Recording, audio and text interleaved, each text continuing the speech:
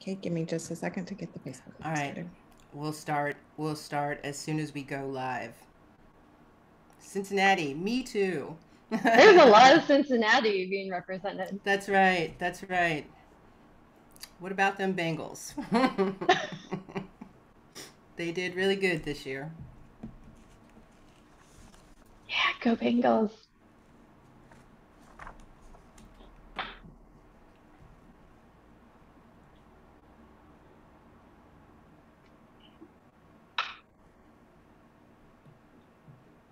All right. Welcome, everyone, to the Ohio Meet the Candidates event. My name is Angela Fobbs. I'm from Cincinnati, Ohio, and I'm a part of the Ohio team along with my partners, Karen Lee and Nikki Vandervelde. Today, also, Nikki is going to be keeping track of time for our candidates. Backing us up, we have a few people who are also on the team from who are honorary members of the team. Lauren, who hails from Columbus, and Kenton, who's from Toledo. And we also have the chair of the Youth Caucus, Miguel Madrigal, and also Rebecca Lammers is from Columbus. So welcome, everybody. I just want to remind everybody that there is still time to get an absentee ballot. If you haven't already got it, there's no need to wait. And please do ask for your ballot to be delivered by email. It's allowed in all 50 states, and it's the quickest and most secure way to get your ballot. Also, please consider joining our Facebook group, Ohioans Abroad. I'm putting the links for all these things in the chat if you want to take advantage of them. And you can also check out from our last Ohio event, we have a video about the state of play in Ohio from someone who's in the Crooked River Indivisible group. It's very informative. And one last thing, of course, we can't win this election if we don't have any money. So please consider making a donation at democratsabroad.org/donate.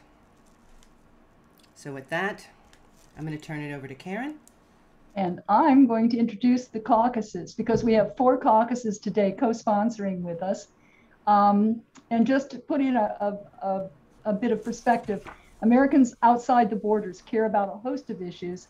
Some of those are particular to our situation. Some of them are global in nature, like global warming. And some we care about just because our friends and our family back home are affected. So our caucuses here in DA track all of these issues together. So if anybody wants to wave to the crowd, is Anne with us today, by the way? She's not. Yep. Yeah. Okay. I'm here. Hi. Oh. She is there. I'm there sorry. you Hey, are. everybody. Okay. Wave at the crowd. Anne Hess, Global Women's Caucus, and Happy Women's History Month to you and to everybody else. You can check out their events also on the website, and I think we've got the link in here someplace for. I'll drop the link in the chat. It's our party on the caucuses list. I'm sorry, on the Democrats Abroad website. We also have Bruce Murray, who, along with Sue Oxney, co-chairs the Progressive Caucus, also known as Pro-DA. Lee Donald Moore waved at us earlier, but you can wave again, Lee Donald. Hi, everybody. Global Black Caucus. And the next generation is represented by Miguel Madrigal, born in Ohio, chair of the Youth Caucus. They've sent up some of the questions for our candidates, and they'll be helping us grill the candidates later. If we have time permitting, then we can also take questions from the audience. With that, I turn it over to Nikki to introduce our first. Hi, everyone. I'd also like to quickly introduce the team that is responsible for founding our state teams and helping to develop and grow them. First up is Jennifer von Erstoff. She is our state team coordinator as well as the Texas Abroad lead. We also have Teresa Ritterhoff. She's also one of our founding members and part of the Wisconsin state team. And finally, Carol Moore. She is from our Florida team and has been a key organizer in helping to coordinate these Meet the Candidate events for all of our states. And, you know, while our ballots haven't gone out yet, we were hoping to do this event and have the ballots already in hand. Today still gives us the opportunity to meet all of the candidates for governorship and for the US Senate and to hear about their visions for Ohio's future. So to get us started, I'm going to go ahead and hand over the mic to our Global Democrats Abroad Chair, Candace Carriston, who, by the way, was voted Vice Chair of the DNC Youth Council just last week. So congratulations, Candace. Great. Thank you so much, Nikki. And thank you to everyone. It is really, really a pleasure to be joining all of you today. And I see just the breadth of where we have people in the world and where we have people voting in Ohio. And that is absolutely fantastic. Each and every one of our votes is going to count more than ever this year, and especially in battleground states like Ohio. So as Nikki mentioned, my name is Candace Carriston, and it is my honor to serve Democrats Abroad as its international chair. For those of you who might not be as familiar with us, we are the largest organization of US citizens living outside of the United States, and we're also an official arm of the Democratic Party.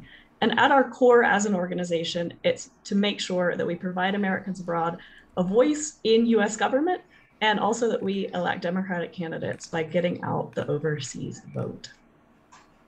So as you know, there is so much at stake this year. We have 34 US Senate seats, including in Ohio, 435 US representative seats, including in each and every one of your congressional districts, 46 state legislatures, 36 governorships, again, including in Ohio. This is what is up for grabs in November of 2022. These are the offices where the decisions that impact your life, your family's lives back home, are made. These are decisions, again, on reproductive rights, education, healthcare, even your right to vote as an overseas voter. So there is so much at stake, and we're here again to make sure that everyone is making informed decisions about who they're voting for, and also that they're getting the assistance that they need to successfully cast a ballot. If you haven't done so yet, please, please, please go to votefromabroad.org. Again, that is votefromabroad.org. And make sure that you get your absentee ballot for all the upcoming elections in Ohio. So just a few more quick words. Again, as Democrats Abroad, as we approach 2022, we're really trying to come at it from the perspective of bringing the elections, the issues, the candidates closer to you as overseas voters. And this is really important so that you know, again, who and what is on the ballot, and that our fellow Democratic state parties, the lawmakers in the United States, that they know about the issues that are unique to us as their constituents. So along these lines, I would like to also extend my gratitude to the Ohio State team, particularly Angela Fobbs, Cranley, and Nikki Vonderval, as well as Jennifer von Estorff, Teresa Ritterhof, and Carol Moore for their organization of today's event. Lastly, last but not least, I would like to extend a very, very warm welcome to my friend and colleague, Liz Walters, Chair of the Ohio Democratic Party. Thank you, Liz, for joining us today. It is an honor to work side by side with you. I can tell you, we haven't worked too closely for too long, but it has become very clear that Liz is one of the hardest working chairs that the Democratic Party has. She is vigorously advocating for voters' rights, including our own, so for voting rights for Americans, both at home and abroad. I know that the overseas vote has been keeping her and her team very busy over the past few weeks, and we're very grateful for that. I'm sure she'll say a few words about that and everything else going on on the ground in Ohio in just a moment. But please join me again in welcoming Chair Liz Walters to our event. The floor is yours, Liz. Thank you. Thank you, Candace. Thank you, everyone, for being here. For me, it's morning. I think it's probably different times for all of you on this Zoom. I do want to say a word of thanks to Candace for her hard work. I see her at every DNC meeting, which is mind-blowing for me because I find them to be it's a huge lift and time commitment to do that work. And I live stateside. So thank you for always being present and being an advocate. I also want to give a special shout out to Nikki. Our paths crossed in Ohio as younger operatives. I think on the Senate Bill 5 campaign is where we first met, fighting for organized labor in Ohio. So great to see you. Always want to encourage you. I know you all have very important jobs and do good work around the country, but you should never be afraid to come home. Ohio makes We're glad we still have you participating in our democracy from abroad for all of you. So as Candace said, my name is Liz Walters, and I was elected as your state party chair in January of 2021. So it's been a little over a year, and let me tell you what a year it's been. Rob Portman announced his retirement from the Senate on my 6th day. So we were really off to the races in an exciting way. And I think 2021 and 2022 have offered us an incredible opportunity to really build something in Ohio that we can use for success, not just this year, but to really work to build democratic power in Ohio for the long term.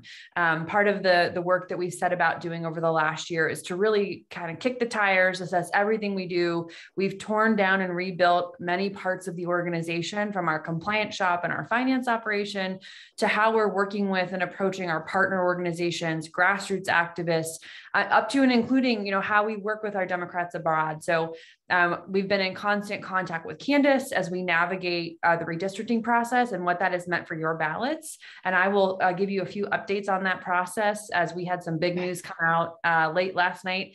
These Supreme Court decisions at 10 o'clock at night are kicking my butt a little bit, you guys. So if I miss a few words here or there, please forgive me. But we're really excited about the team we're building and the work we're putting together.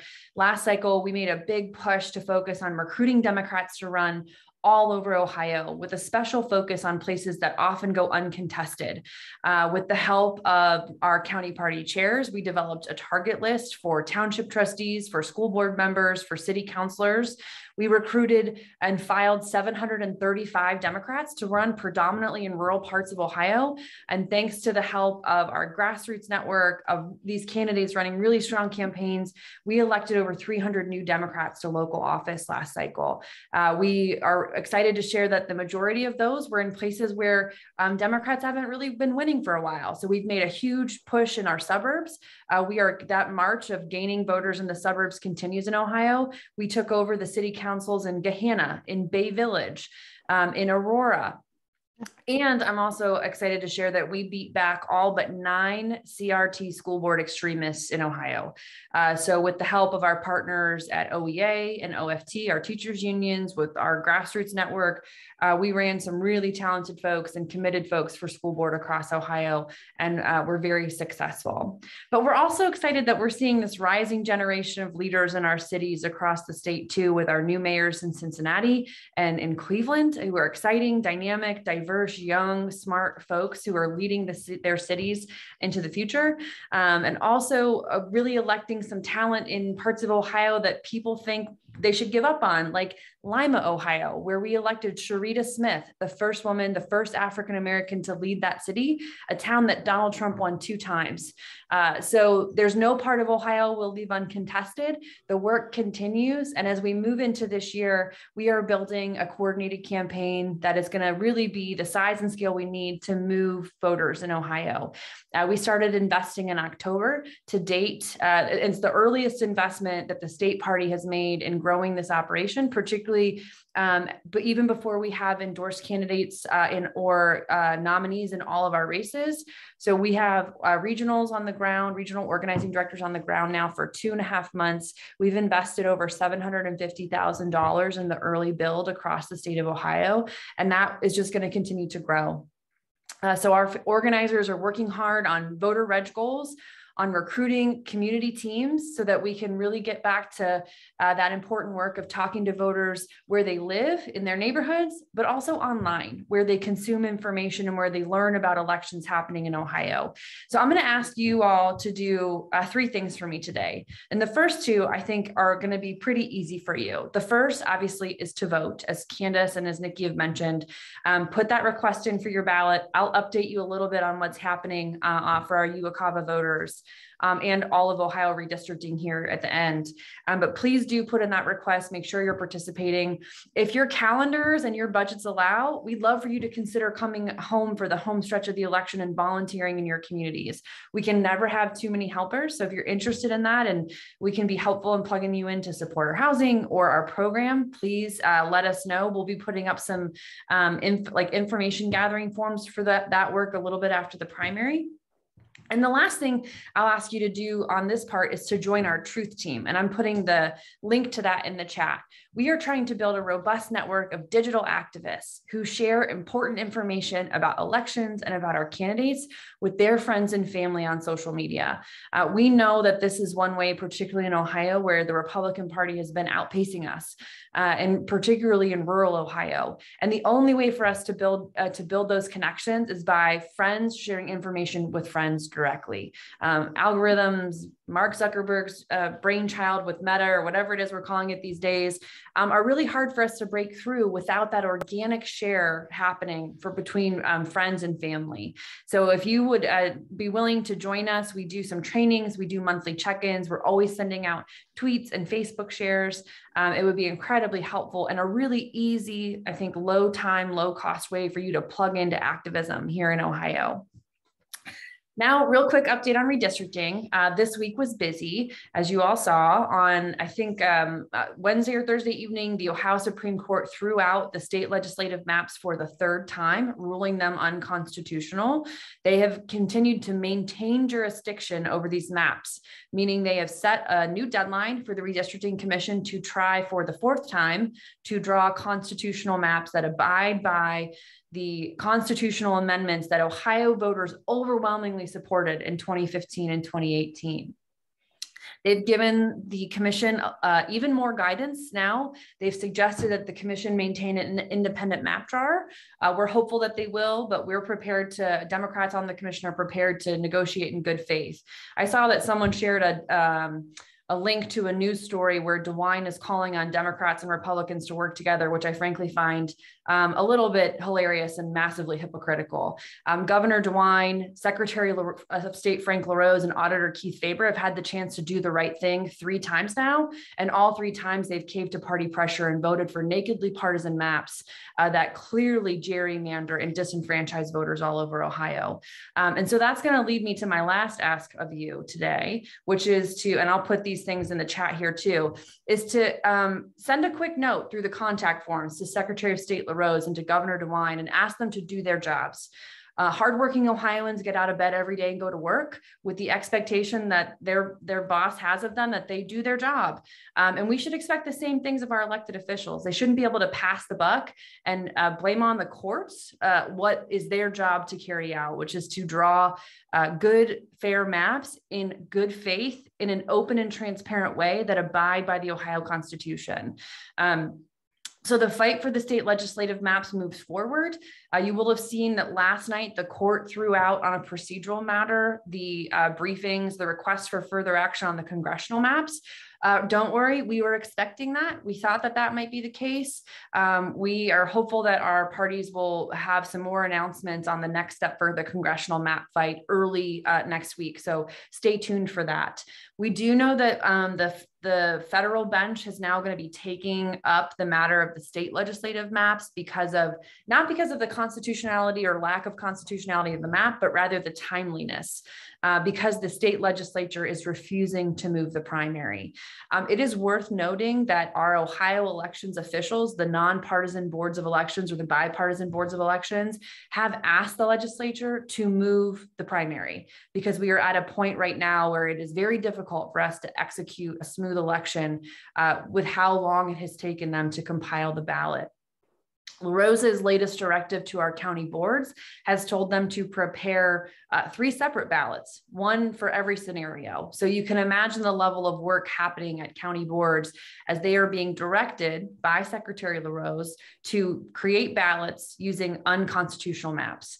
So we are in quite a bit of a moment here, and really the true solution to this, in addition to the courts continuing to do the work that they are doing, which is the unbiased analysis that we've asked them to do. They are a third branch of government. They are separate from the legislature. They are separate from the constitutional office holders. The courts are doing their job. Everyone else needs to do theirs too. And so really putting that pressure on Governor DeWine and Secretary LaRose to come to the table in good faith on this next round of map drawing and really participate in a true negotiation and discussion about what fair maps look like. So I'm going to put in the chat here the contact forms for for these office holders who represent you and who get paid by taxpayers every month. And really, I will ask that you to take some time to just pop a quick note in this and ask these guys to do their job, to come to the table and have a meaningful effort to draw fair maps, which has so far not been the case.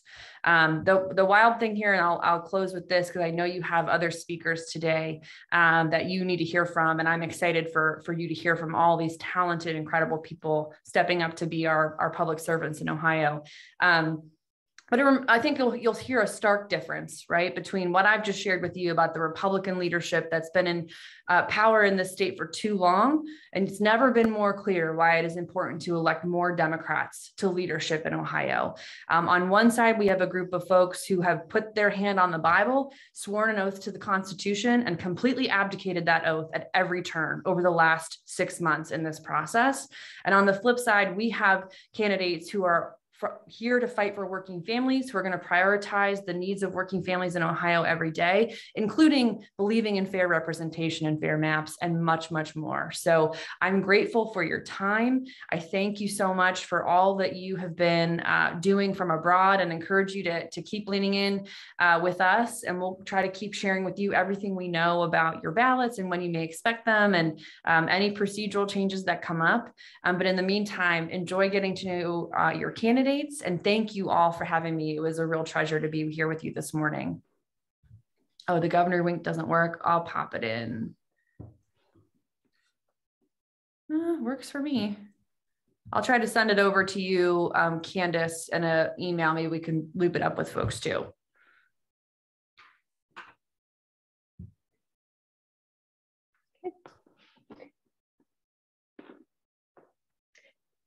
Thank you very much, Chair Walters. Thank you. And now we'll hand it over to Karen. Right. Okay. I'm just checking. Thank you, Chair Walters. That would be the first thing I was going to say. And the second was I was checking for Mr. Cranley's name, but I see that his staff is on. Jada, is Mr. Cranley ready to go? I'm here. Okay, let me give a short introduction as soon as I find. And okay, here we go. Angela, I'm going to turn it over to you. Okay, great, thanks. All right, we start the important section with our gubernatorial candidates. They have a lot in common, least of which is their pledge to keep the primary competition on the high road, saving the hard fight for the Republicans. First up is John Cranley, mayor of Cincinnati since 2013, where he led a revitalization in job and wage growth, poverty reduction, housing affordability, and a high-tech GDP. A co-founder in 2002 of the Innocence Project, he's driven police reform for a safer city with fewer arrests. More recently, he's been spearheading an effort to invest in solar energy and make Cincinnati a leader in clean energy. John, are you ready? Sure. Thank you. All right. Thanks. Great to be with all of you. Welcome, and please vote. Please vote. Ohio needs a comeback. Most of our lives, since the 1950s, really, Ohio has been in decline. Our population is aging. Our young people are leaving. We lose a congressional seat every 10 years. We were the state of the biggest manufacturing base in America, the biggest middle class. Time was that the average Ohioan made more money than the average American. Now the average Ohioan makes 86 cents on the dollar. And for 30 years, one party, corrupt party, with their trickle-down economics and their divisive social policies, have driven Ohio into the poorhouse. Their policies have failed. In Cincinnati, I'm proud to say that we became the first city of 100,000 or more to make a comeback. And by that, I mean that we were in decline, like most of Ohio, with the exception of Columbus, which is a different, unique story, and started growing again. In the last census, we grew twice as fast as the state of Ohio. We reduced poverty 1.5 times faster than the state of Ohio. We have more Black businesses that make $1 million a year than any city in Ohio. We were one of the only major cities in America last year where shootings were down and not up from the year before. Our values and our comeback are democratic values, and our policies are working. If Ohio needs a comeback, we deserve a governor that's led a comeback. But let me back up and tell you a little bit about me. I grew up in Cincinnati. My dad's a Vietnam veteran. My mom's a teacher.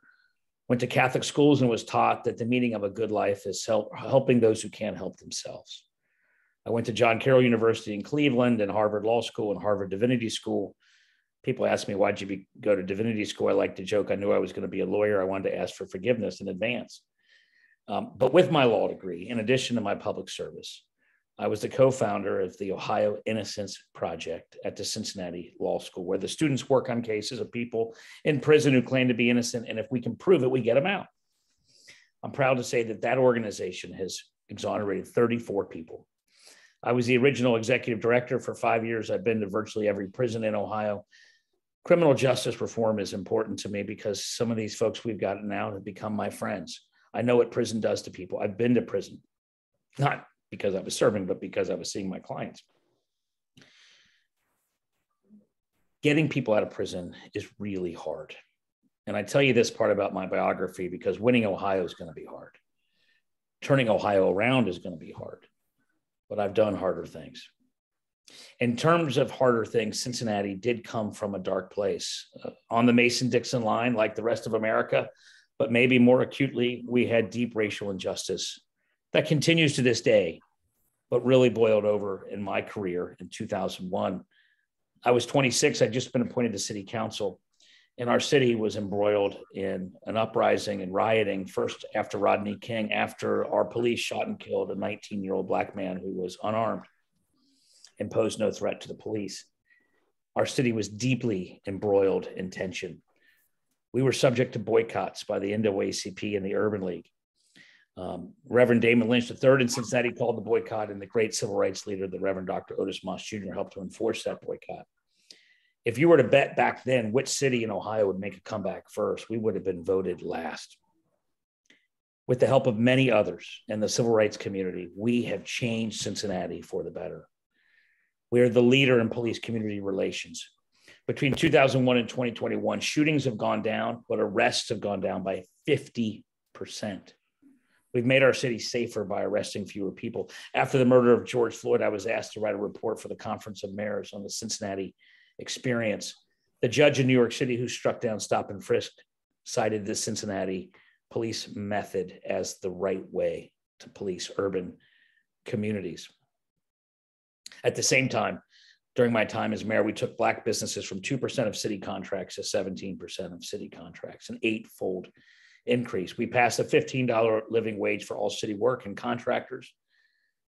I helped lead an effort to get 2 years of preschool for all Cincinnati public school kids.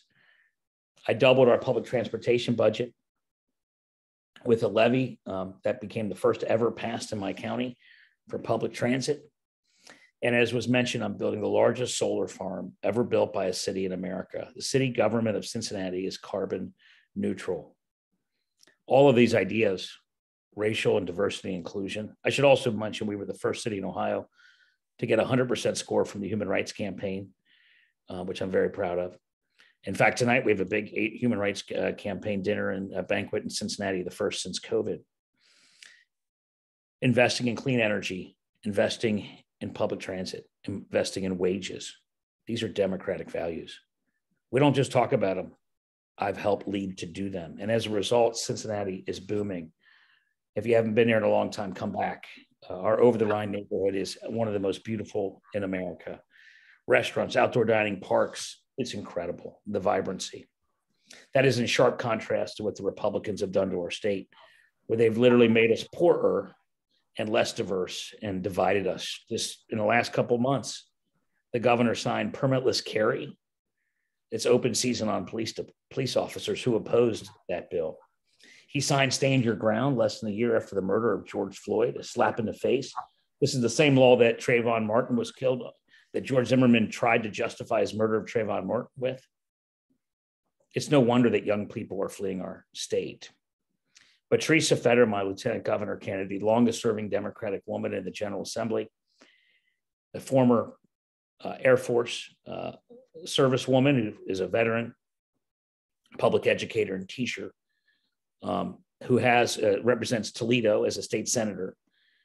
Combining North and South, executive and legislative, we are ready to hit the ground running, and we have a plan to rebuild Ohio and to get Ohio growing again. And there are many things to talk about, but let me just mention a few. One, we're going to upgrade our research and development at our major state universities, welcome international students, bring the best minds from around the world, and keep the best minds from our state in Ohio to innovate, to grow, to engineer. Second, we're also going to have jobs for people who didn't go to college, $60,000 a year, 30,000 jobs guaranteed to build the infrastructure that the state needs. Three, we're going to legalize marijuana. We're going to tax it. We're going to put the taxes into those jobs. And then we're going to create the first ever dividend of $500 per family per year, up to $75,000 of income, to help people deal with inflation and prices and build up that working lower middle class. The Republicans are corrupt and raise people's monthly energy bills to bail out a coal company in Indiana. Our message is to give people a dividend from the natural resources of our state to help pay their bills. That is a populist message that I believe can win. It looks like I'm being told I need to wind down this opening statement, and I look forward to your questions. So why don't I stop there? Last sentence. I know that people wonder whether we can win and whether Ohio can come back. I know we can, because I know innocent people can be freed, and I know that a city that was written off can come back. Wow, thank you, John. Let's start with our first question. It's from Lee Donald Moore, chair of the Global Black Caucus. Lee Donald, would you like to answer your question? Ask your question? Yes, sure. Thank you very much. What will you do to uphold diversity, equality, inclusion, and accessibility, especially when it comes down to defending the voting rights of people of color who are more likely to face barriers to voting in Ohio? Thank you very much. Thank you. As I mentioned in my introduction, the journey towards racial justice and the journey towards human rights, LGBTQ rights, has been deep, profound, and hard won in Cincinnati and in my own career. I am convinced that Cincinnati would not be making a comeback and growing again had we not improved dramatically police community relations, predominantly between the Black community and the police, and improved human rights. We were the first city, I mentioned it, to get 100% from HRC, but also to ban conversion therapy, also the first city to provide comprehensive health care for transgender individuals. All of these things play into a culture of inclusion and welcomeness that lets people to want to lend their talents to your city and help grow economic progress. Obviously, we'll do, and then as I mentioned, we also took contracts from 2% to 17%. We will first dramatically ensure that the cabinet, the leadership of our state departments, internal team, et cetera, reflect the diversity of our state. That's very important. That's what I've done as mayor. That's what I've done in my campaign, and that's what I'll do as governor. Secondly, we will then make sure that the contracts that the state lets out meaningfully represents the diversity of our state. Three, we will be a champion for voting rights and stopping the continued assault on voting rights. The 2024 election, of course, is not too far away. And not only are they making it harder to vote, but I believe the Republicans and Donald Trumpists are on the process of not counting our votes at all. And they intend to just send electors to vote Republican, regardless of how the popular vote goes. Despite all the barriers that were put up against people in the last several years, we had record turnout in the 2020 election, the highest since 1900. So our people are voting with hard work, often getting over barriers. And I think the most important issue is going to be to count the vote and to actually have electoral college and votes represent the will of the people. That's why the Ohio Supreme Court's decisions have been so important, to make sure that our Congress and our state assembly General Assembly reflects the actual wishes of the people at the table. Okay, well, thank you very much. That was a very informative answer. Our next question comes from Global Women's Caucus Steering Committee member and the chair of Democrats Abroad Norway, Christina Sovsgaard. Christina? Hi, and thank you for the introduction that you gave. It was very informative. I have an issue, a great concern for the Democratic Party in abroad and the Global Women's Caucus about reproductive freedom. The new governor of Ohio will have a big influence on this issue going forward. For most of your career, John, you have been vocal about your anti-abortion beliefs.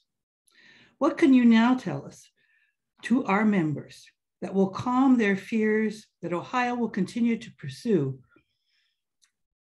will not continue to pursue a terrifying anti-women's path, even with a Democrat in the governor's mansion?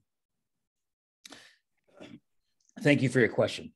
I am pro-choice, and I promise that I will defend a woman's right to choose. I will defend reproductive freedom. I will defend Roe v. Wade. It's not true that I was running the other way most of my career. It is true that I was raised Catholic, and like Tim Ryan and Joe Biden and many others, I started my career in a different place. And I have evolved, I have changed. And if that's unforgivable, I apologize. But the fact is that I am pro-choice, and I will defend a woman's right to choose. It is also the case that my running mate, Teresa Fetter, I believe is uniquely positioned to help us win this race on this very issue. Teresa made history in Ohio by being the only woman to ever in the General Assembly to discuss her choice to end her pregnancy after she was raped while serving in the military. That is uniquely powerful, courageous sharing. And I believe it's the kind of testimony that gets people to understand our side, and that government should not be involved in these decisions. And when Roe v. Wade, which may be reversed by the Supreme Court or dramatically reduced, you're right, this will be very much on the ballot in November. And there's no prize for second place. We have to win. And we know that even with the great Supreme Court improving the maps, that it's likely to be a Republican legislature that will attack a woman's right to choose again and again and again. And we have to veto that. And the only way to veto that is to get a veto stamp. And the only way to get a veto stamp is to win. Teresa and I believe we're the best chance of winning. And think about the debate stage in October, when I can say, and Teresa can say, Mike DeWine, John Husted, you believe that Teresa and or her doctors should be in jail. I believe she should be lieutenant governor.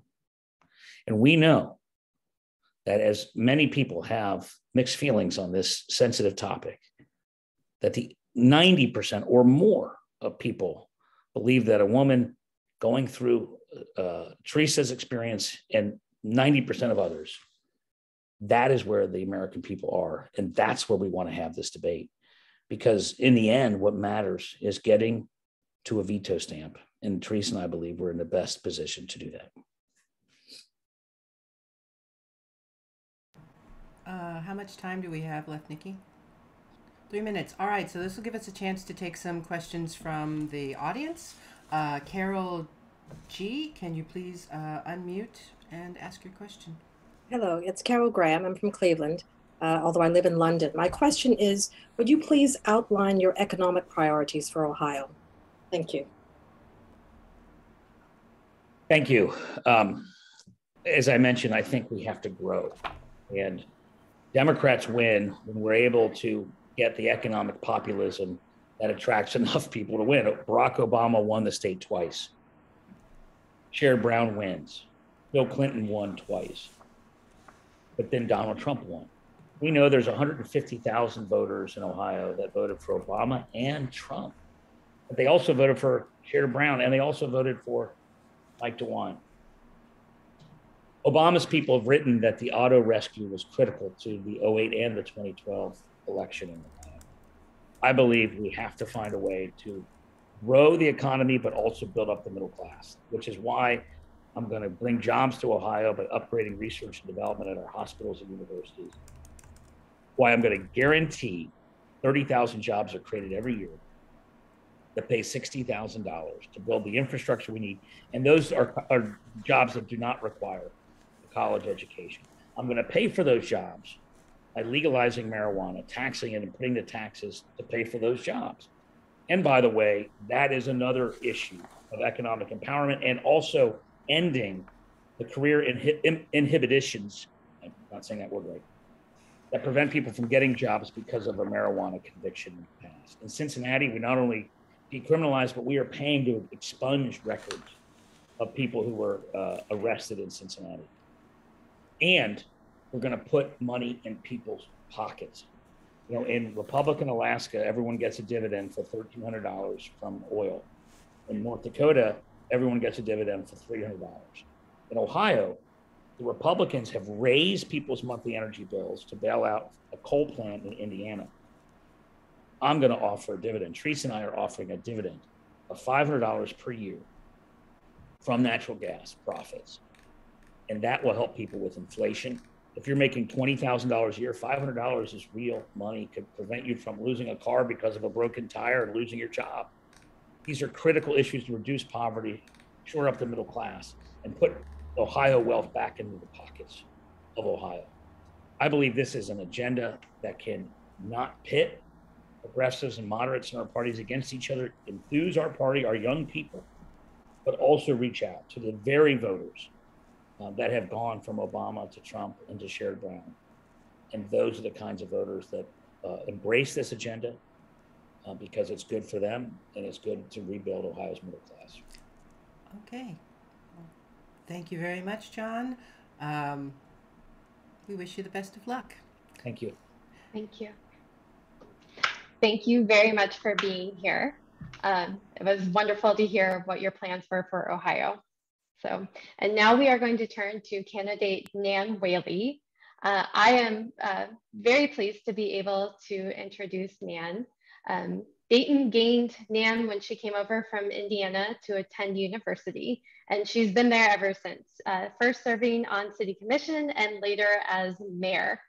And while Dayton has seen its share of difficult times, from the opioid crisis to a string of tornadoes and a mass shooting, under Nan's leadership, the opioid deaths have been cut in half. Pre-K, quality pre-K has been provided for every 3- and 4-year-old in the city, and businesses have been moving back into the Dayton area. So with that introduction, I hand it over to Nan Whaley. Thanks, Nikki. It's good to see you.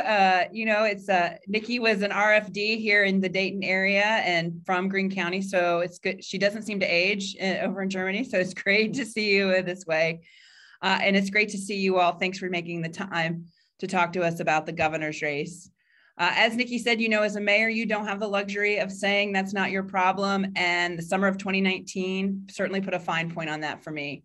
In the course of 10 weeks, we experienced a KKK rally that came over from another state to incite hatred and fear in our community. Less than 48 hours later, 15 tornadoes ripped through our center city, destroying property, a first time in Dayton's history. And then 10 weeks later, we experienced a senseless mass shooting where 9 people were killed and 27 more injured in the course of 32 seconds. On the evening after the shooting, we held a vigil on the same street where we had lost 9 of our neighbors only hours earlier. And when Governor Mike DeWine came to the stage to speak, hundreds of Daytonians shouted in frustration, "Do something, do something." I'm Nan Whaley. I'm running for governor because I intend to do something. Now, when I came in as mayor, it is safe to say and fair to say that Dayton was at a low point. We had lost thousands and thousands of jobs through the Great Recession, and we're still reeling from it. We led the country in accidental overdose deaths, and thousands of our homes were abandoned through the city. But as Ohioans, we take action and we do something. And so we were proud to bring people together and had hospitals and nonprofits and criminal justice workers come together to figure out how to deal with the opioid crisis. We've first sued the drug companies. We're the first city in the state, the fourth in the country, to sue the drug companies to hold them accountable for the mess they make. And we won, bringing millions of dollars to local communities all across the state of Ohio. And we treated addiction like the disease that it is, trying to work on stigma and getting people the help they need. We cut accidental overdose deaths in half. And even during COVID, when the country had over 100,000 accidental overdose deaths, the highest ever last year, Dayton's numbers remained flat. We did this by bringing folks together and focusing on solutions. When our kids were entering kindergarten unprepared, we brought again teachers and preschool providers to figure out a way forward. And even the Dayton Area Chamber of Commerce supported our effort to provide high quality preschool to every 3 and 4-year-olds. We did it again by bringing people together. It's been a very successful effort and one of the national best practices across the country. When you invest in your smallest people, I know other investment comes. We've seen thousands of new jobs and over $1 billion of investment in Dayton. Again, focusing on solutions, even with people we don't always agree with. And I see this all across the state, from local communities working hard, trying to make sure that they can move their community forward, local leaders committed to this work. And they do not have a partner at the State House. The State House hardly ever considers places like Dayton or Akron or Portsmouth. On a good day, they ignore us, and on a bad day, they actively try to undermine us. And so that is why we need new leadership. So here's what I want to do as governor. I want folks' pay to go up, their bills to go down. I want to have a government that actually works for them. So what do I mean by that?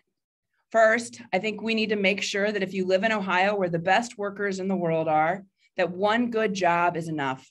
Too many times in our state, I see folks working 2 low-wage jobs, still having to go to the food bank to make ends meet. We need to raise the wage, including raising the minimum wage to $15 an hour. We need to invest in renewable energy jobs. Michigan and Pennsylvania are taking our jobs of creating solar panels and wind turbines here in Ohio, where we have the best workers to make that happen. And we also need to make sure we're investing in small businesses. The state has not been a partner with small businesses, which helps all communities, not just necessarily one metro, to do better, but all communities can rise when we really invest and grow our own small businesses across the state. But we also got to lower bills. Look, I think we need to provide high quality preschool for every 3 and 4-year-old in Ohio. If you can do it in Dayton, you can certainly do it across the state. We also have to invest in childcare. We've seen 2 million American women opt out of the workforce because they cannot figure out childcare, and it does not pencil out. And we know this lays heavier on women. They still do 70% of the household work. And so these kind of decisions have really caused a workforce shortage, but also have had women have less choice about their future and what they want to do with their life. We can invest in our families by really investing in childcare and in universal preschool. We can lower utility bills by making sure we pay attention to consumers rather than those that are creating the energy, and make sure that folks can afford the utility, the electricity coming to their house, so they don't have to make tough decisions about rent, food, and keeping their house warm, which has happened this past winter. And then we can actually invest in education and invest in our local communities. So local communities and school boards don't have to keep on raising property taxes just to cover basic services. So I don't think this is rocket science. Get pay up, get bills down. But to do this, we actually have to have a government that's working for us. And I don't know if you all know, but the FBI has called the Ohio State House the most corrupt state house in the country. As I travel the country, other states try to fight me about that. I'm like, I didn't say it. The FBI has said this. And it is all around this First Energy utility bribery scandal. First Energy is a company so wealthy, it owns the naming rights to the Brown Stadium. And they bankrolled Mike DeWine's campaign in 2018. And in return, they got everything they want, including a $1 billion bailout paid for every single month on our electric bill. It's literally a corruption tax. They wanted their top lobbyist to be the head utility regulator. DeWine appointed him, even though folks said no. And the FBI and the federal First Energy and the U.S. Department of Justice have admitted now, when they made their deferred agreement, that they bribed the guy with $4 million to look out for First Energy and not us. Look, the first thing I did when I announced we're running for governor is put together an anti-corruption plan. You can check it out at nanwhaley.com/ethics. The politicians have to stop policing themselves. We need to have civilians doing that work. It is clearly not working having the fox guard the hen house at the State House. We need to make sure that you work for corporations or you work for government, but you don't work for both at the same time, which is what we're seeing. And we got to close the loophole of anonymous money coming into our politics. So you can check that out at nanwhaley.com/ethics. Look, I'm excited about Ohio. I love this state. It has an incredible opportunity with the number of cities it has across the state, great workforce, and a place that is gritty, resilient, innovative. But we have to have a systemic overhaul to our state government if we're really going to have the kind of state that we deserve. Too often we are on the top of bad lists and on the bottom of good ones. Ohio deserves better. The people living here deserve better. And as folks that come from Ohio and love this state, you know we deserve a state government that's much better than this too. I'm happy to take any questions, and it's great to see you all on this call today. Thank you very much, Nan. Our first question is going to be from Bruce Murray of the Progressive Caucus. Hi, Bruce. Hi, and thanks, Mayor Whaley. Here's my question. Across the country, we're seeing surging interest in and support for union organizing, particularly in the service sector. How does it look in Ohio? Or put another way, will renewed union strength help teachers, nurses, restaurant and package delivery workers, and maybe even manufacturing workers too? And what can you, if elected governor, do to promote this? Thanks, Bruce. Yeah, we are seeing, great interest in organizing. Workers have a lot more power than they did even a few years ago. And certainly Ohio, a place that we have fought to protect collective bargaining rights. And I was proud to be the deputy manager statewide for the No on Senate Bill 5 campaign to protect our collective bargaining rights in this state. And, Ohio is really the only place we are surrounded, even by Michigan now, that is a right to work state. But Ohio is still stalwart on its right to organize and its right to bargain. However, we've had, a number of strikes, particularly just in the past few months. I think the count right now, I've been to about 4 or 5 strike lines already these past few months where workers are using their collective power to, want things like a day off. Right? Because right now the mandatory overtime is really, really a challenge for a lot of our workers in the state. And I think as governor, there's a huge opportunity to continue to help, particularly with private sector unions, to encourage organizing and to really incentivize in our jobs plan. We incentivize companies that treat their workers with dignity and respect and offer a fair wage. Those are often union jobs. So you can check out our jobs plan at nanwhaley.com/jobs, but you can see that it is very worker centric, and it's about making sure that we don't invest as a state in low wage jobs, but only good paying jobs, which are typically union jobs. So there's huge opportunity for us in this, but I am proud of our state's willingness and how we continue, and organized labor continues to fight to make sure that we protect our right to organize. I'm also really proud to have the endorsement of Senator Sherrod Brown, someone that has the message of dignity of work and is committed to this effort. He has been my mentor, and certainly we are lucky to have him, and I'm very honored to have his endorsement in this race. Right. Thank you very much for that answer. Our next question comes from Global Women's Caucus member and DA Norway Chair, Christina Skovsgaard. Christina?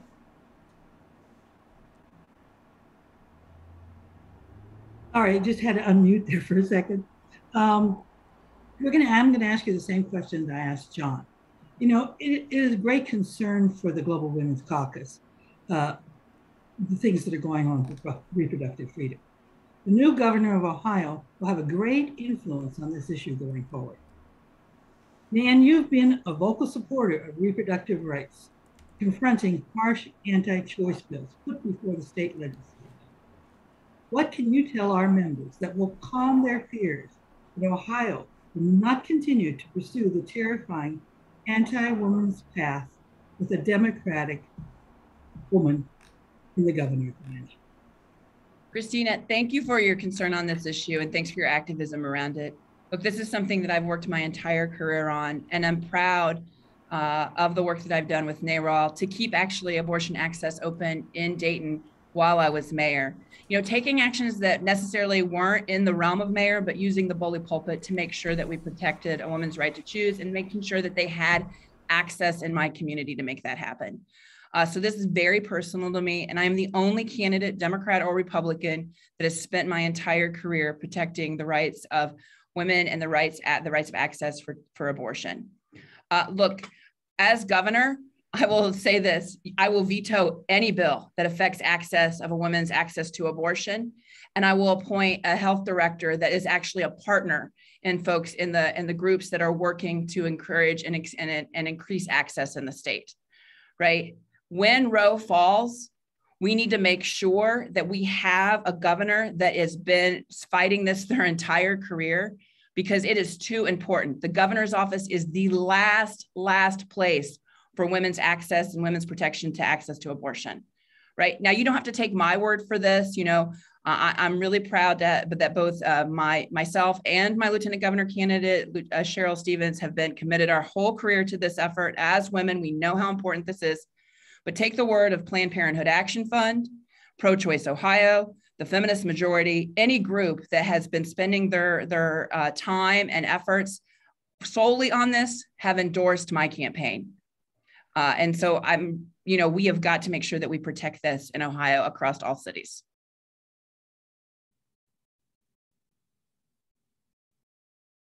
All right, our next question comes from a member of the audience. Kenton Barnes, could you please unmute? And while he's doing that, let me just say, if anyone would like to ask a question, please type * hand up in the chat. Thank you. Kenton? All right, thank you. I also saw that Colleen Blake had her hand up as well, so just to point that out. My name is Kenton Barnes, and I'm from Ohio 9, so up in the northwest corner of the state. And my question to you is regarding the unequal distribution of work and contracts and things throughout the state, particularly with the 3 Cs. You being yourself a mayor from Dayton, know that the disparity between the contracts and the economic opportunities that go to the 3 Cs as opposed to other cities in the state. How would you make sure that there's economic parity between the different regions of the state? Kenton, I think you nailed it on how most of us all feel that if we don't belong to a city that begins with C, and I'm not talking about Chillicothe here, right? So, you know, for us, I think when we look at our jobs plan, we're really cognizant of the fact that we've only had one metro that's really growing, and that's the Columbus metro. And we see a lot of investment there. And we don't begrudge Columbus for that investment, but we know that the state could do a lot more in leveraging the growth across other communities that are smaller. And so one of the keys is really investing in small business. And, you know, I define small business as businesses less than 50 or less employees. I know the federal government talks about 500 employees or less. Those are pretty large businesses if you're in Portsmouth or Zanesville, right? So I'm talking about these small businesses. And there's a lot more the state could do to really drive investment. And frankly, this helps women and African-American owned businesses as well in our communities, because they tend to start smaller and grow our own across the state. So that's our commitment. We think that will help with parity. Secondly, we need to pay greater attention on these really big investments that we see across the state. You know, on the same day that they announced Intel, which is great. It is great for the Columbus metro. They also 2 weeks later announced that Peloton was pulling out of the Toledo market. And that was 2,000 jobs that they had already cut the ribbon on, right? So we need to make sure that the companies that the state makes their agreements with, they hold to it. And this isn't just about, you know, the governor getting a nice ribbon cutting and then the jobs never come, right? So these are the 2 key points I think that are really important. But certainly, as the mayor of Dayton and someone that comes from Dayton, I do have that chip on my shoulder that the rest of the state has. It's why I've visited 77 of the 88 counties so far. We're heading out this week to see the rest of them. So we can really make sure that we're hearing from everybody in every community and that we can really invest in them. But I think small business investment from the state at a much bigger rate is what's really key for this. All right, we have our next question is from Colleen Blake. Colleen, could you unmute and ask your question, please?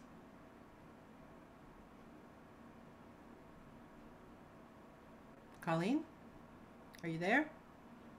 Oh, she looks like she might be frozen. Yeah, maybe.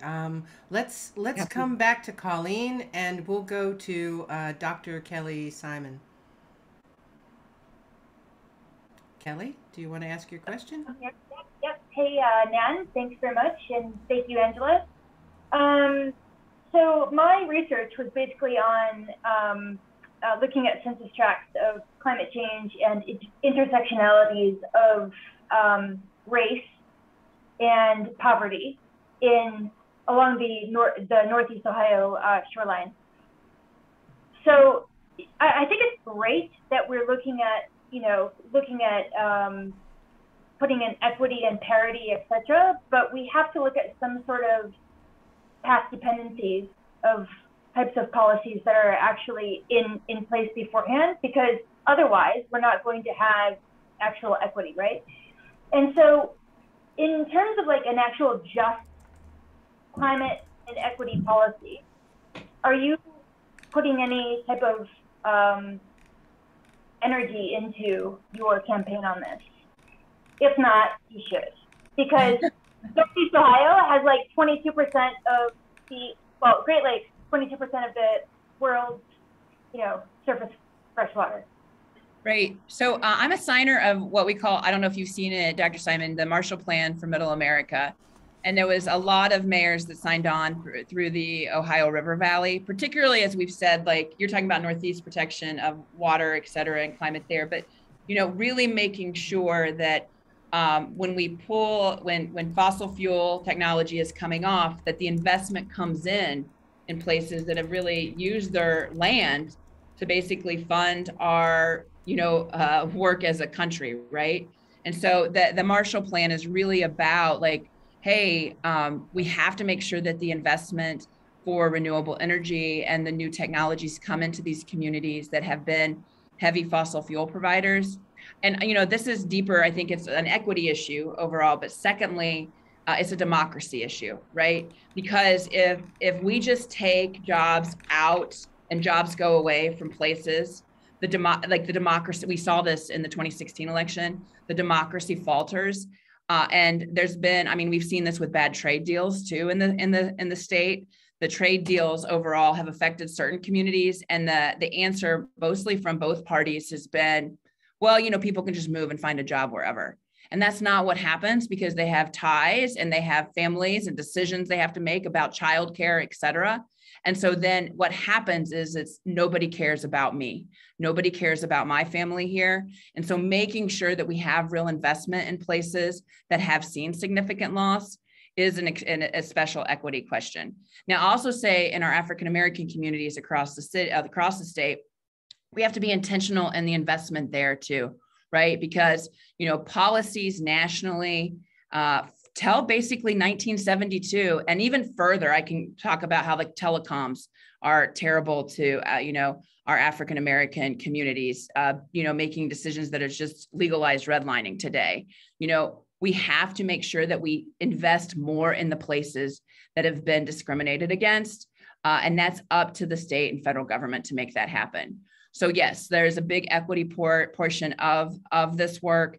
Cheryl Stevens, who is my lieutenant governor, is really also very passionate about the work, particularly around affordable housing and making sure that home ownership and wealth building, particularly in African-American communities, starts to happen. I don't know if you saw just a few weeks ago, the National Board of Realtors released the disparity between Black-owned and white-owned home ownership is even getting greater. So the wealth creation is getting tougher and tougher. Nikki told me my time is up. I could talk a lot more about this, Dr. Simon, but appreciate your commitment to this work. Well, Thank you very much, Nan. And I'd also like to thank John, both of you coming today. We wish you both the best of luck in your endeavors, although there can be only one. So good luck. Everyone remember to vote. Go to votefromabroad.org, and I'm putting both their websites in the chat. Be sure to go ahead and take a look at what else they have to say. And we're going to move on to our 3 candidates for U.S. Senate. So let me just make a quick check. Is Morgan Harper here? I thought you. Yes, I am on. Awesome. Super. I just saw you leave and didn't know if you came back. Yeah, I had to move to the car, so I am going to be in transit now.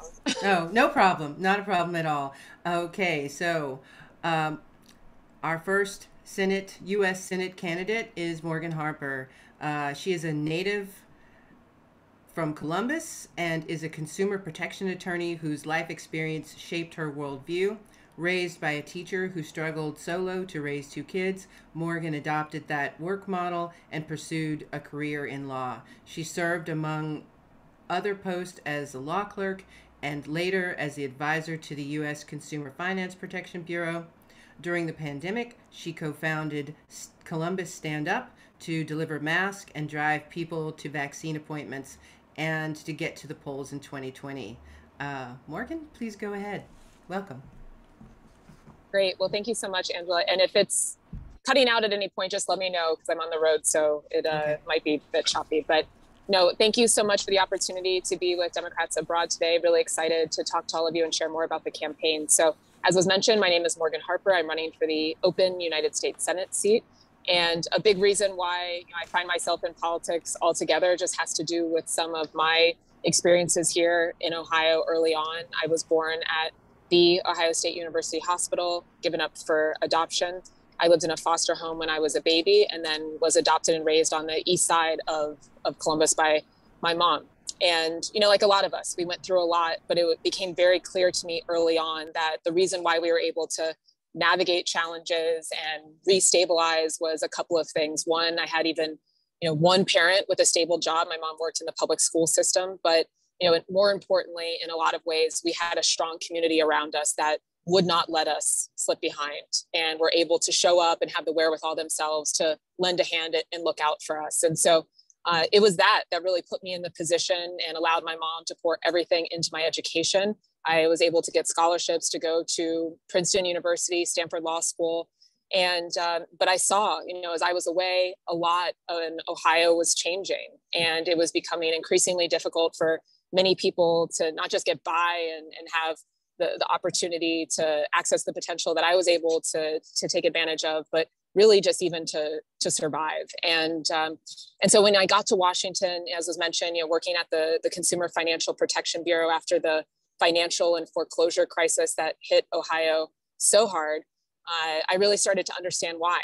There have been forces and dynamics at play in Washington fueled by special interest money that, while we were doing what we could to go after the big banks that were responsible for that crisis and holding them accountable, that were actually, forces that were trying to slow progress and protect those same interests instead of looking out for us. And for that to change, really saw very clearly that we needed to have better leadership, new leadership that was going to be able to forge a new path forward for Ohio and to make sure that in a lot of ways that I am able to represent and my story is able to be a lot more people's story and being able to access opportunity and live out our potential. That's the American dream. Everybody gets a fair shot. And so that's why I'm running for the United States Senate in order to make that happen. And what that looks like to me from a policy perspective is actually fairly straightforward. And, many of the things that Whaley just mentioned are true at the federal level as well, that we need to make sure that we are creating jobs that are going to keep up with the cost of living. I am proposing that we create incentives and investment at the federal level and the clean energy sector, that those are going to be jobs of the future that are higher paying, up to 600,000 of them over the next 10 years, that we need to ensure that we have a workforce that is able to access training and education to work those jobs that will not put people in debt. So debt-free training, education is an absolutely critical part of this. And we need to ensure basic building block that people are healthy. And I support Medicare for all, ensuring access to healthcare for everyone, including, importantly, mental health care, which is one of the biggest issues facing our state, regardless of what your employment situation is. That, I believe, is absolutely essential to be able to continue to be a state of the future and have a stable workforce. And then we need to do some emergency measures, increase the federal minimum wage, since we have seen that wages haven't kept up with the cost of living, to continue to ensure that folks are able to meet all of their essential needs. And these things are not complicated. I don't at all purport to be creating or reinventing the wheel here or anything like that. But we need to be honest about the fact that what got us to this place has been a failure of movement and urgency at the federal level.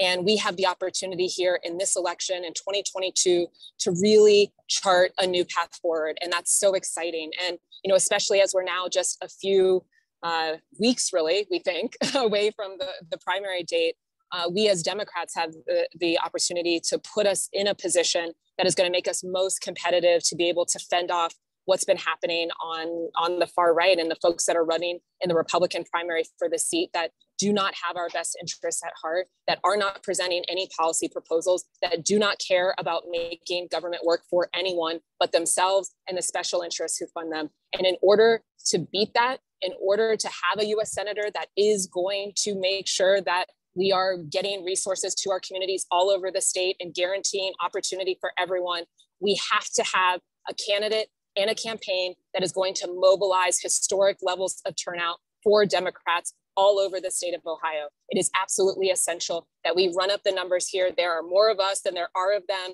but if folks don't care or they don't believe it or they're not paying attention, it will not happen. And so I believe that I am the candidate to put together that coalition. I look forward to working with all of you to make that happen. And I think we can all agree the stakes could not be higher right now for us to win, not just to get me elected to the United States Senate, but really to have one of us, an Ohioan that understands what the struggles have been for so many people across our state for the last 20 years and is going to move with absolute urgency to be able to implement an agenda that is going to ensure, just like I am so grateful that I had the chance to live out my potential, that is the story for every person in Ohio at all stages of life moving forward.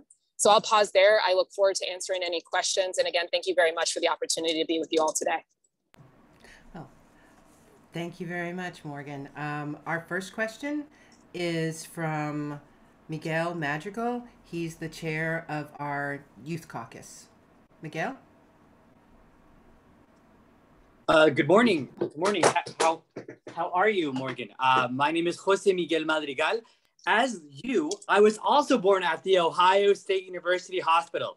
I am also from Columbus, and I was born on 4th, 1995. So it's an honor to be here with you. I wish all the candidates running for Ohio luck. And before I go into my question, I want to replicate the words of what the Ohio State chair said. She said, everybody should go canvass. And as a canvasser, I went to Georgia to canvass for John Ossoff and Raphael Warnock. We should do the same thing in Ohio. I'm looking forward to possibly canvass in Ohio come November. So my question for you is 45 million people nationwide are currently saddled with student debt loan. Most federal student loan payments have been on pause since early in the pandemic, but are slated to expire on May 1st. If you were in the Senate right now, what would you do to make sure the moratorium continues to bring relief to hard-pressed debtors?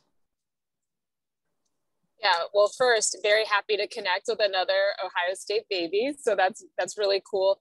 And I would just, in response to one other thing you said, and this gets back to how I was ending my remarks. I mean, we can't wait for November here.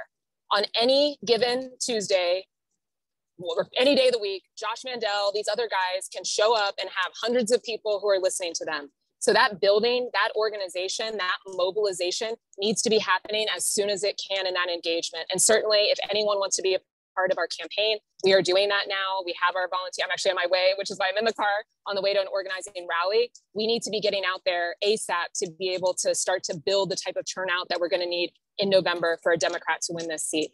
But getting to your specific question on the student debt relief, I mean, I am really pushing, and I have saying that I think we need to be canceling more of the debt. So not just having these moratoriums and extending them, which I would absolutely support, and it needs to happen, and it has been a relief to people during the pandemic. But we need to be honest about the fact that we have a much bigger issue on our hands, that we have not just young people, not just people in their 30s, not just people in their 40s, but now also senior citizens, elderly folks who are on the hook for student debt that has been accumulated in often predatory ways over the past 20 years. And in order to do something about that, we need to cancel student debt.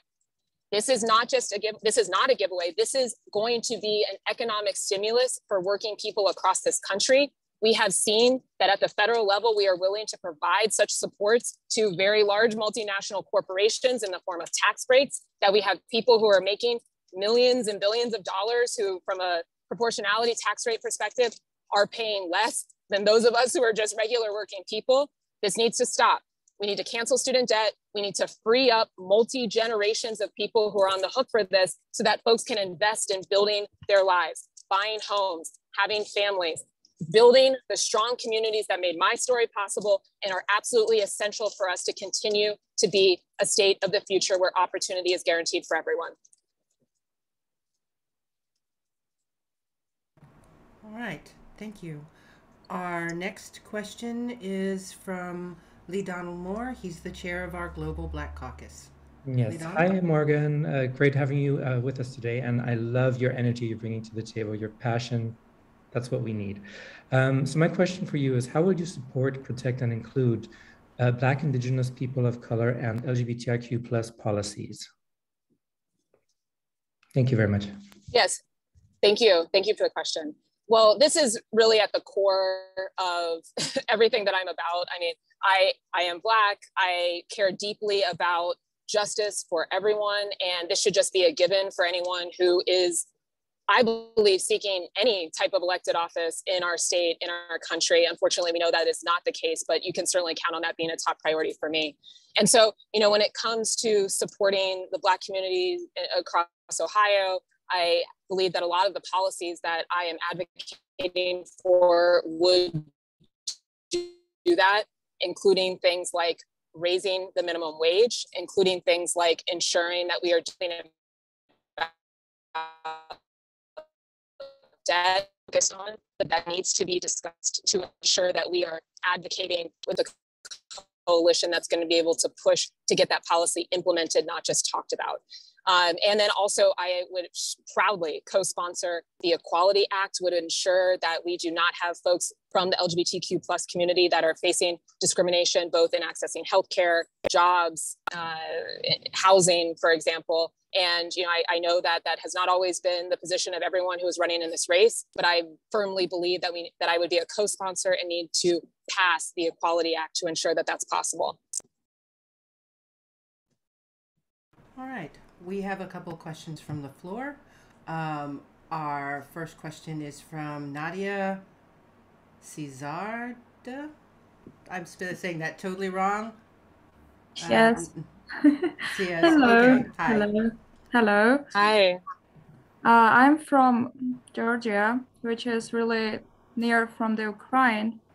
So I have a question about, my question will be really general, but it's about the condition and exciting condition in Ukraine. And my question is, I really want to understand your as a political attitude about the concept to close the sky over the Ukraine. Thank you. Sorry, I couldn't quite make out your question. Would you mind repeating that? Yes. I really want to understand your attitude about the concept to close the sky over the Ukraine. Mm-hmm. Yeah, so I mean, right now, and it's really devastating. And thank you for the question. I hope that, you know, I know you're closer to the conflict directly and what's going on, that you're staying safe. We need to make a strong stand against Putin and everything that's going on. He's authoritarian. He's not listening to his own people, and so that's why, you know, I've been outspoken about the need for having sanctions, economic sanctions that are going to send a strong signal that as a global community and as a country, we are not going to accept this type of invasion and disregard for human rights and human life. And so I do support that. I mean, when we're thinking about things beyond that, I do think that we need to be very careful just in what some of those lines that we're drawing are, and what is our appetite for following through with some of those, more, I would say, aggressive positions that we might take. So right now, as I've said, I've been firm in the implementation and support for aggressive economic sanctions, but I haven't, and I don't currently advocate for moving beyond that at this point. All right, our next question is from Rebecca Lammers. She is our taxation task force chief. Rebecca, do you want to ask your question? Yeah, hi Morgan. Since you're running for Senate, I'd like to bring to your attention the top congressional issue for Americans living abroad, which is voting and taxes. So most people in the US don't realize that taxes are a barrier to voting for Americans abroad. Most abroad are working and middle class, and the tax code as it currently stands is too complicated for Americans abroad to comply with due to Congress's outdated stereotype that we're all rich and leave the country to evade taxes, when actually most of us are low and middle income who moved abroad for work or love. Democrats Abroad does a lot of work to educate everyday Americans abroad that voting is a federal right, and regardless of their tax status, they have a right to vote.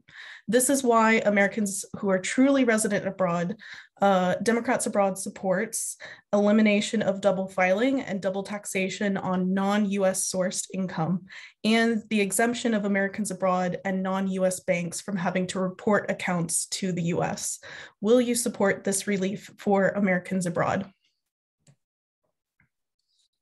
Yeah, thank you for the question. I do support that. I think you're absolutely right. There is this perception that it's only rich folks who are able to move abroad and are doing that. And it is a lot to evade some of the obligations of our tax code. And so, yeah, I support really reviewing the tax code holistically to make sure that it is implemented in a way that is equitable and not overly burdensome to working people, while providing loopholes for large multinationals and folks who are earning more money. And so this certainly fits within that mission. We're just working people, and that doesn't, yes, absolutely can support that. Okay, Nikki, where's our timekeeper? Do we have time to take another question? No. All right. All right. Well, then, that was our last question. We ran out of time. Thank you so much, Morgan. We wish you the best of luck. I'm going to put your campaign site information in the chat so everybody can have it one more time. And we wish you the best of luck. Thank you. Our next, we're going to change a little bit of the order of speakers. Tim Ryan, are you here?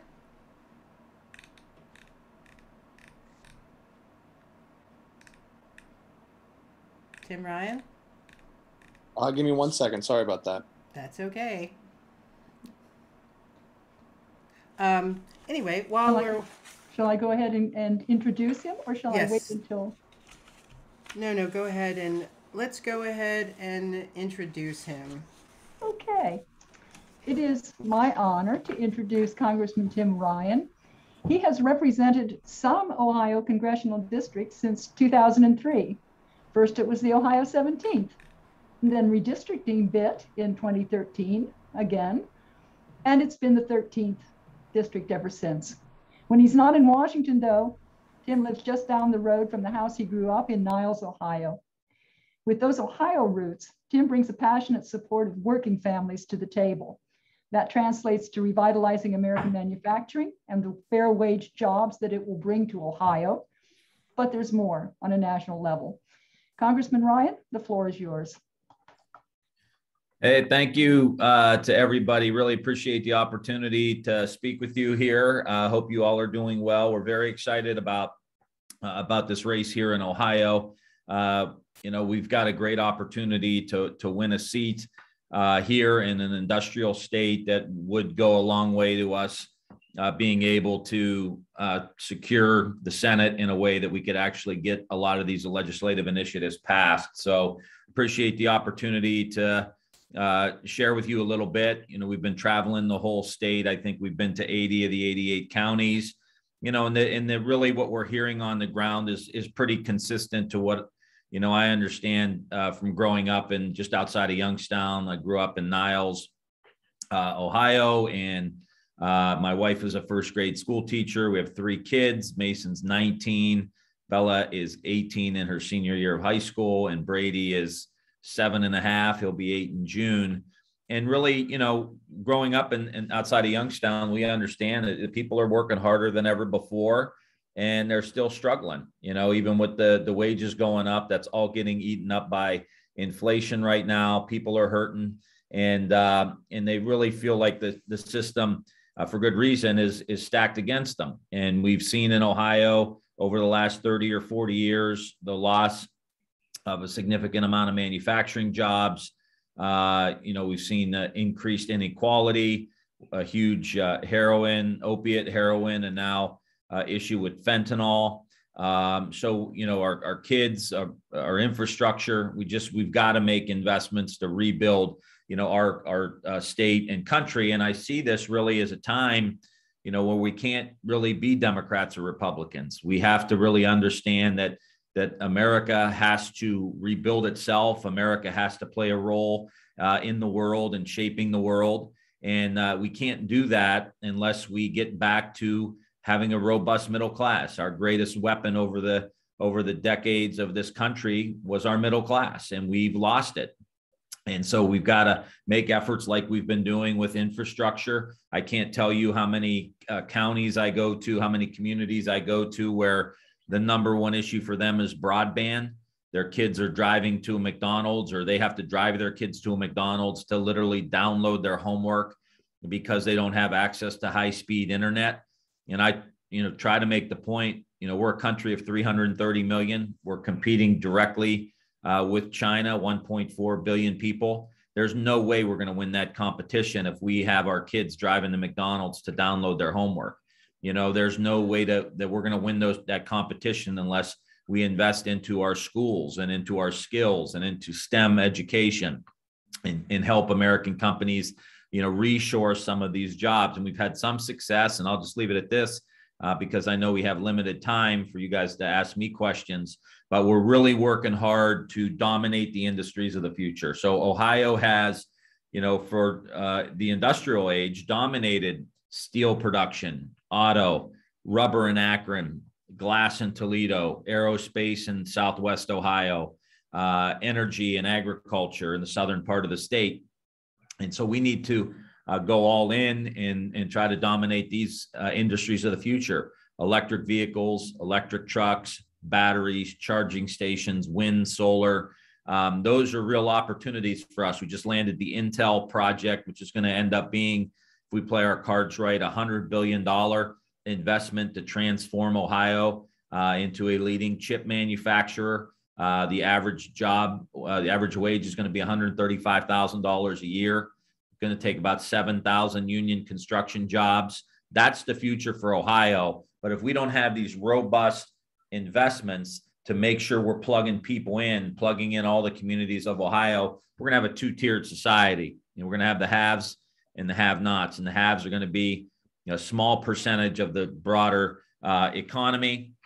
And so that's what we're fighting for. And I look forward to an opportunity to share a little bit more with you, and would welcome any questions that you have.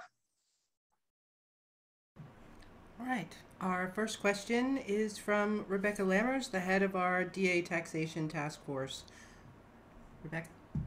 Hi, Tim. I have the same question as the last, I asked the last speaker. Do you want me to repeat the question, or did you hear it before? Yes, if you could. I wasn't on for that. So if you could repeat the question, that'd be great. Okay, I'll repeat part of it. So Democrats Abroad does a lot of work to educate everyday Americans abroad that voting is a federal right, and regardless of their tax status, they have a right to vote. So this is why where Americans are truly resident abroad, Democrat support abroad supports elimination of double filing and double taxation on non-US sourced income, and the exemption of Americans abroad and non-US bank accounts from having to report accounts to the US. So will you support this relief for Americans abroad? Yeah, it sounds like something I would support. I'd have to look into the details of it, but it absolutely, my staff mentioned it to me before I got on this call. I'd like to look at it closer, but you know, anytime we're cutting taxes for working people, I'm all in on that. So it sounds like it would be something I would support, but I just don't want to give you 100% commitment without actually looking at it myself and being able to do a little research. But yeah, it doesn't sound fair. And anytime I feel like working class people are taking it on the chin, we're going to be there to fight for you. Well, we're certainly happy to discuss these issues with you, and we want to be a resource for you as well. So I'll very happy to follow up with them, with your staff to inform them more about the issue. All right. Thank you, Rebecca. Thank you. Our next question, I'm actually going to ask our next question. It's about climate change. And this question comes from the Progressive Caucus and our Environmental Council. Climate change factors, not the least of the rising temperatures and severe weather incidents, are becoming a serious economic and social stress factors. We seem to be faced with a balancing act between promoting business, combating climate change, and repairing our environment. What must our executive and legislative branches do to address these pressing issues? And how will you help if you're elected Ohio's next senator? Yeah, you know, having 3 young kids, I'm very, very concerned about this as well. Certainly don't want to leave them a planet that we didn't kind of repair for them. And I think we have an obligation to do that. I, for one, do not think that, you know, I think it's a false choice to say that we have to either be all in on the environment or all in for the business community. I think there is a hell of an opportunity for us in the country. And this is the frustrating part for me, who have, you know, seen by many as a blue collar guy from a blue collar town and fighting for blue collar workers, is that we are failing to give workers an opportunity to really move into industries that are growing like crazy. And we need, and this is part of the Build Back Better that I thought was really, really important, is the research and development around the technologies of the future, about how we can reuse and recycle materials, how we can recycle batteries, how we can, a smart grid, how we grow our food, how we use water to grow our food, how we move to regenerative agriculture, how we start using cover crops, how there's so many opportunities for us to make this happen. And we are not leading at the level that we need to be leading, which is one of the reasons I want to go to the United States Senate. I think one more vote in the Senate that understands both the worrisomeness of climate, the scary part of climate, but also the opportunities that are there. And I see Ohio very well positioned because of who we are, where we are, our legacy around manufacturing. We have First Solar is a huge solar company up in Toledo. They have a 2,000 square foot expansion. In the Youngstown area, Foxconn just bought an old auto plant. They have an electric truck company in one side of the plant, an electric vehicle on the other side of the plant. Across the street, General Motors has a battery plant, a partnership with LG Chem from South Korea for the batteries of the future. And so I try to tell people, like, there's 8,000 component parts to a windmill that need to be manufactured. We should be manufacturing those in Ohio. We should be manufacturing those in the United States. And one of the things Sherrod Brown and I did in the recent infrastructure bill was we got Buy American provisions to use American steel and American concrete. American steel is the cleanest steel in the world. You know, you can't say you want to go green, you want to reverse climate, and then buy Chinese steel or Indian steel, which is the dirtiest steel in the entire world. You can't say you're just going to do it on the back of manufacturing either. There's a huge agriculture play here and how we can sequester carbon into our soil. I mean, we've destroyed our soil in the United States and really around the world, putting oil-based fertilizers and chemicals on it, not properly planting crops, rotating crops. And so in this recent appropriations bill, we increased money for conservation, for cover crops, which will help us begin to sequester carbon, and really looking closely at basically a carbon sequestration tax credit for farmers. So you're both taking care of the climate issue and you're putting more money in the pockets of farmers in rural areas who have been struggling, for the last few decades. And so being creative about it is an opportunity, but we're gonna keep plugging away. And even the chip manufacturing, even the Intel plant that I mentioned, those chips, more chips go into electric trucks and electric vehicles than they do a traditional car. So we've got to be able to move in this direction. This is a job creator for us. We need to make sure the American people know it's a job creator. And again, it's not an either or, it's a both and I'll continue to fight for that in the Senate. Thank you. Our next question is from Miguel Madrigal. He is the chair of our Youth Caucus. Miguel? Thank you so much. Congressman Ryan, I still remember you from the 2020 presidential primary, so it's cool to finally meet a presidential candidate. I live in Costa Rica. And we are a country where getting a gun is extremely, extremely hard, and I hope it remains that way. Although in Ohio, that's not the case. One of the is the focus of the Youth Caucus is the prevalence of gun violence in schools. Too many of our young people have been dying in classrooms, in colleges, and in universities, and in elementary schools, and sadly enough, in preschool. This shouldn't be the case. So if you were in the United States Senate right now, what measures would you take to make sure this never happens again? Well, every kid should feel safe in their school. Every citizen should feel safe in their neighborhood. Growing up with my family and raising kids, my wife's a first grade school teacher. All three of our kids went to public school.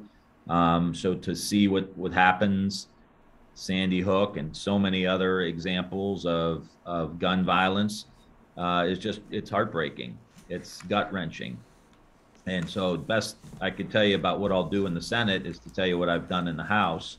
I've been a original co-sponsor and have voted for and spoken out on making sure we have background checks, making sure we close the gun show loophole, making sure we close the Charleston loophole, which is how that one kid got a gun down in South Carolina and killed those people who were at church at the Mother Emanuel Church down in South Carolina. And so I've done that in the House. The problem has been those bills go to the United States Senate and they go there to die. And so we need another senator who's going to go to the Senate, who's going to win the seat here in Ohio, go to the Senate, vote to abolish the filibuster, and pass these really key pieces of legislation. And again, this is a uniquely American problem, and we need to act on it and fix it. And I will be a part of that in the Senate. All right, thank you. One last question, and that is from Kelly. You want to go ahead and unmute? That's me. Yeah, so three things, really. What Rebecca mentioned with the tax code and tax exemption is when it comes to Antarctica, because I worked there for a few years, it's actually technically not a country, and so you don't get the tax exemption. So anybody that actually goes there, and lives abroad for more than 330 days, you still have to pay taxes in the U.S. Even though it's dark and there's quite a mental health toll, blah blah blah. So, and that's from the Supreme Court, and that's, but I think that's a gray area that has to be revisited, especially with the service that our scientists and service members do. Okay, and then two, I'm a climate scientist, and I'm really, really happy that you mentioned climate science, because from our standpoint, we're pretty great from a Northeast Ohio standpoint. But with we have 22% of the world's fresh water available standpoint, but we don't put an actual value on our climate scientists. I'm currently in Singapore because I couldn't get a job in Northeast Ohio or the US, right? So I'm working for the Singapore government, and it's like, how do we actually value our nature-based climate solutions and our climate science and solutions when we don't put the money into and invest in our resources? Yeah, I mean, what's number one mean? 1 minute. 1 minute. Okay. I figured.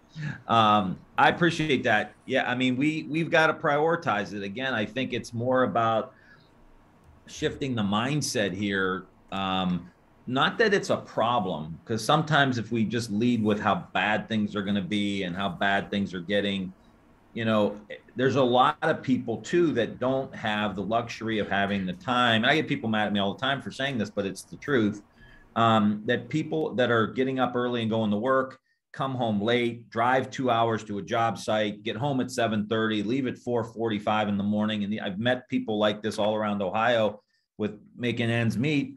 They don't have time to think about the really significant issues around climate, which is why we've got to talk about the opportunities and the opportunities for job creation, the opportunities for investment, the opportunities to, increase our quality of life. Yes, we got to understand what's going to happen with sea levels and immigration patterns and all of that stuff, because one of the groups in America that's most concerned about this is the United States military, because of how destabilizing it's going to be, for the world. But I think going all in, which is why smart grid, infrastructure, broadband, and then from your piece, research and development about what the future looks like.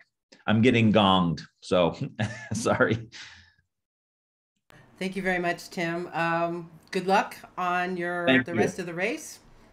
I'm going to put You're Appreciate welcome. Appreciate any votes, and we'll represent you well in the Senate, and be safe out there. Yeah, you too. Thank you very much, Mr. Ryan. And last but not least, I am very excited to introduce Traci Johnson. Traci Johnson is the head of Trabian Enterprises, which is an IT firm in Dublin, Ohio. She is an elected Central Committee woman with over 30 years of experience in Franklin County Democratic politics, numerous campaigns, and also volunteers for a ton of community service organizations. TJ, as she is known, combines her academic studies in international relations with IT experience and hands-on experience to form her goals for Ohio and the country. So TJ, take it away. You're on mute. Sorry. Good morning, good afternoon, good evening, depending on your time zone. My name is Traci TJ Johnson. I'm running to be your next United States Senator. Now, as you see, I have a presentation, so I'm just a little different than your typical candidate. So I have to utilize the skills and talents that God has blessed me with in my arsenal to relay my message. And I figured today you'd be exhausted just listening to people. So I thought I'd provide you with something to watch. So the presentation today will provide you with a reason why I'm running for office, some background information on me as to why I'm qualified, and then we'll open the floor for any questions that you may have. So the reason that I'm running for office is because people are tired. they're frustrated, they're fed up. We've gone through 4 pandemics, the pandemic of Trump, and then there was COVID, Omicron, and Delta, which robbed us of our loved ones and our family. People want strong leaders that are looking for solutions that address our critical issues, and Ohio has a lot of them. Before going into what those issues are, let me tell you a little bit about who I am. My name is Traci T.J. Johnson. I was born of a single mom, Ellen, in the picture. I am the oldest daughter of 4 children, and I was the first person to graduate from college. My mother was a passionate teacher, and for 30 years, she taught. And when she retired, she moved in with me, and I became her caregiver for 15 years, and she recently passed at 91. I know my mother would want me to pursue my dream of being a United States Senator and representing the state of Ohio. I have over 30 years of Democratic experience. I am currently a ward committee woman. I've been a ward committee woman for 20 years, and working in the community, people are concerned about issues that impact their community, like crime and neighborhood issues. But when I decided to run for office, I realized that the issues of crime and jobs and affordable health care resonated across the entire state. And so I feel that as a current ward committee woman, I've done the work in addressing the issues of opiates and crime and criminal justice reform within my community. And now I'm capable of being able to do that across this incredible state. I've worked on extensive campaigns. Zig Ziglar said, if you work for enough people and help them get what they want, you'll get what you want. I have worked diligently in Ohio, not only as a ward committee woman, but as a dedicated Democrat, fighting for the rights of voters, fighting for working families, fighting for middle class, and turning out the vote so that people understand how important their vote is. I've been fighting against voter suppression for the past 20 years, making it understood that Republicans cannot take our voice, and our votes and our voices need to be heard at the voting booth. I bring extensive experience from the state government. I've worked for the Ohio Office of Budget and Management, where I've worked to secure the financial future of our state. I've worked for the Environmental Protection Agency, where I fought to protect our land, our air, and our water. With the governor's office on LGBT issues, I fought to protect the language that you cannot discriminate against anyone on the basis of sexual orientation or gender identification. I drafted that language, and it's now in state law. Republicans are attacking LGBT rights, and I will focus on ensuring economic equality for the LGBT community, because I have worked within the community and I am a strong advocate for LGBT rights. I've worked for the Ohio Attorney General's Office, Consumer Protection Division, where I've worked to fight against illegal business practices for our Ohioans across the entire state. I've worked in the private sector in rolling out Obamacare from the application and software side of things.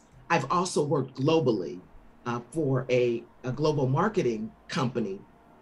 So I understand the specific needs of working abroad and the challenges that come with living outside the United States. I've ran 2 major corporations, and I've existed in the telecom, hospital, retail, and healthcare industries. I currently am a business owner of Traci Enterprises. It's an information technology company. We specialize in information technology staffing and artificial intelligence. 83% of information technology is made up of white men. We call it the white guys country club.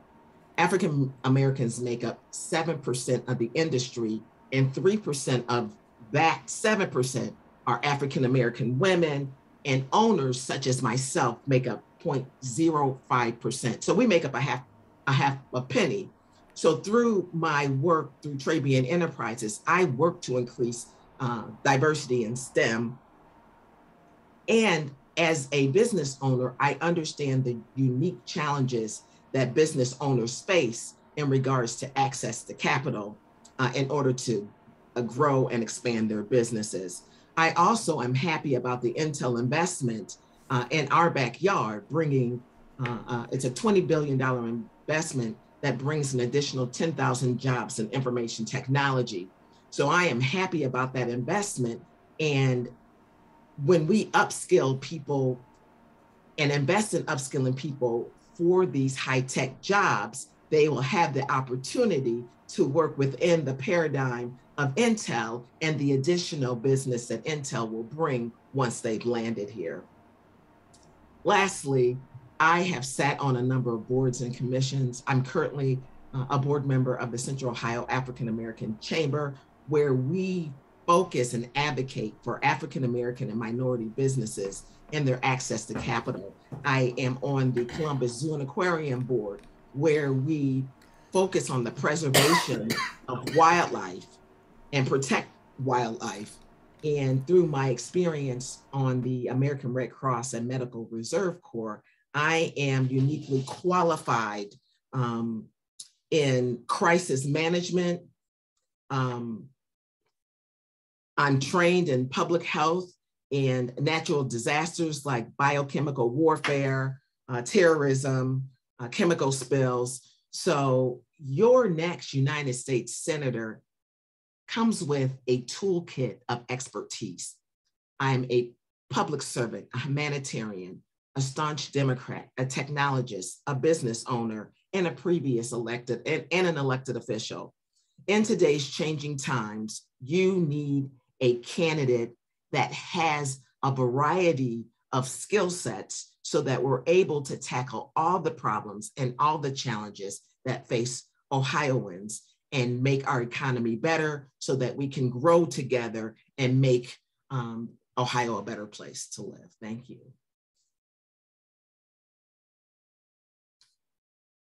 Thank you very much. Now we'll take a couple of questions. Our first question is from Miguel Madrigal. He's our Youth Caucus chair. Miguel? Hi, Traci. Can I call you TJ? My friends call me TJ, so if you consider yourself a friend, by all means. Okay, I'm a friend of any Democrat, so TJ it is. So if you are elected our next United States Senator, what measures will you take to encourage young school-aged girls to dive themselves into STEM careers? So through my work at Trabian Enterprises, we focus on encouraging people into STEM, science, technology, engineering, and math. I currently work in cooperation with Ohio University with their Department of Arts and Sciences, yes. So when I speak to colleges, we're encouraging them and sharing with them that there are new possibilities in STEM that will bridge them into information technology. A lot of people don't know that STEM is a catalyst to information technology jobs. So through information technology, you can become an engineer, a mathematician, a scientist. All those opportunities also are on the information technology side. We share educational awareness regarding the fact that if you specialize in, if you attend a school and you specialize in a STEM program, you can graduate with that certification, become an IT consultant, and emerge directly into an information technology career by utilizing that career path. So we spend a lot of time educating people regarding the simplicity of identifying a trade in this STEM sector and how it can transition into a high-paying information technology job in various sectors, whether it's clean energy, whether it's advanced technology, whether it's in regular technology, or whether it's in any other industry. So it's encouraging people to learn more about the industry. It's sharing the possibilities within the industry. It's ensuring awareness regarding the opportunities that exist within the industry. And then it's being a catalyst to help people go from where they are academically into the space. Lastly, if you're not interested in attending a 2-year college or getting a 4-year degree, in the tech space, you can go to a coding school or boot camp or an apprenticeship or a trade school, spend 8 to 12 weeks in a program, graduate with a certification in information technology, and immediately go into the job market at a higher paying job. So there's so many options within information technology and within STEM that a lot of people don't know about, that we have to educate them so that they're aware. Thank you. Our next question is from Rebecca Lammers, our taxation leader. Hi, TJ. It's very nice to meet you. Hello. So Democrats Abroad does a lot of work to educate everyday Americans abroad that voting is a federal right, and regardless of their tax status, they have a right to vote. So this is why, where Americans are truly resident abroad, Democrats Abroad supports elimination of double filing and double taxation on non-US sourced income, and the exemption of Americans abroad and non-US banks from having to report accounts to the US. Will you support this relief for Americans abroad?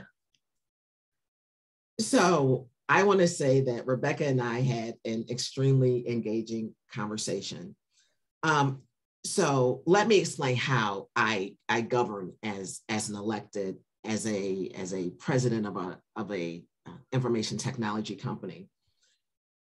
Rebecca provided us with the back sheet regarding the issues that impact Democrats abroad. I typically enjoy doing the research that comes with issues that I'm not aware of. And we spent probably a half hour to 40 minutes on the phone, kind of diving into what the real issues are, because I wasn't familiar that Democrats abroad had issues. And that's a wonderful thing about running for office, because you learn so much about so many different things. So first, let me thank Rebecca for taking the time. Rebecca, I thank you for your advocacy on behalf of Democrats abroad and for taking the time to educate your electeds and your future electeds on the issues that impact all Ohioans, whether they're in the United States or outside. Rebecca shared with me that there is a lot of time that's taken to complete these applications. And I did a little research. 11 hours is ridiculous. The double taxing, the compliance, the cost, and the fear. I had no idea that all of this was an issue, and that these are the things that you were dealing with. And I looked to see what exactly had already been implemented in regards to these issues. And I found, and again, Rebecca, thank you for providing me with information regarding the Tax Filing Simplification Act. But I also found that Congressman Brad Sherman did a companion bill that was similar. And it was interesting because Tim signed off on, Congressman Ryan had signed off on that bill, which basically supports resolving this serious issue regarding some of the tax codes, the complications with the tax codes. Once elected as your United States Senator, I will fight for Ohioans in the United States and outside the United States. Any issues or problems that you're having that impedes you doing your job, getting the benefits that you deserve,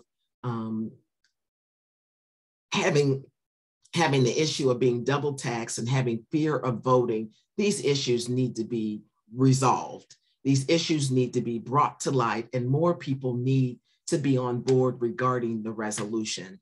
So I can't totally commit to creating, I know, Rebecca, your request was to introduce legislation.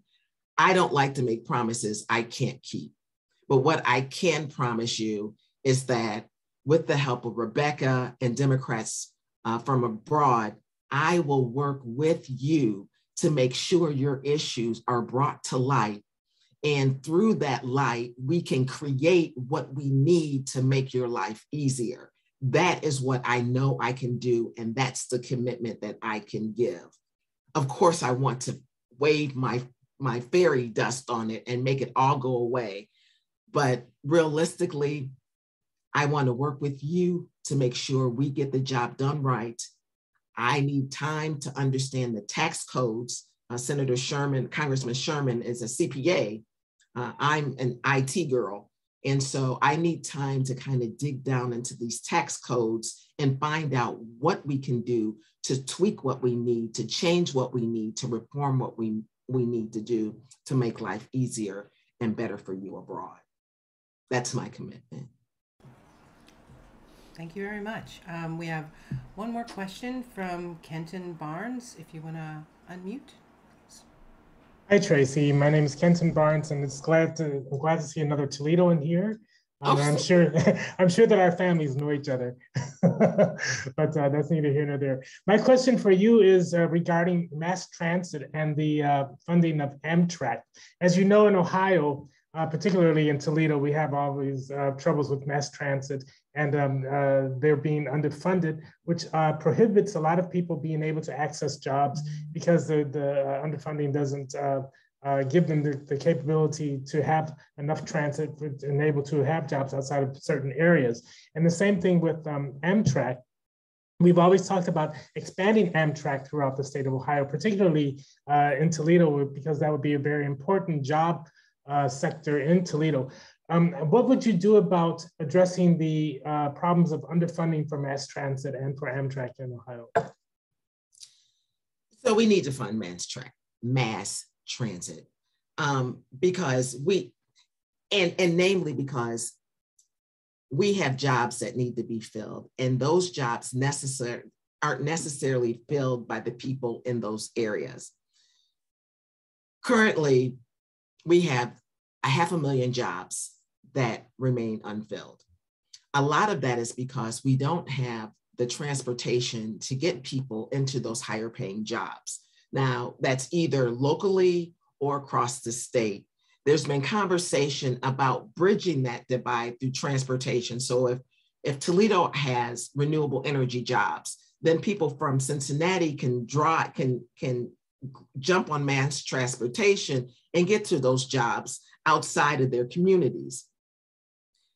We need mass transit for a number of reasons. People in communities of color and lower economic communities need that transportation to get to better housing and to get to grocery stores where they have vegetables, because within those communities, we have what is referred to as food deserts.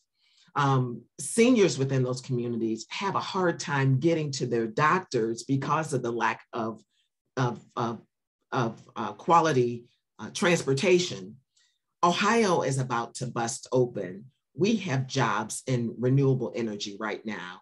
And we're talking, when we say renewable energy, we're talking solar, wind, biomass, hydropower.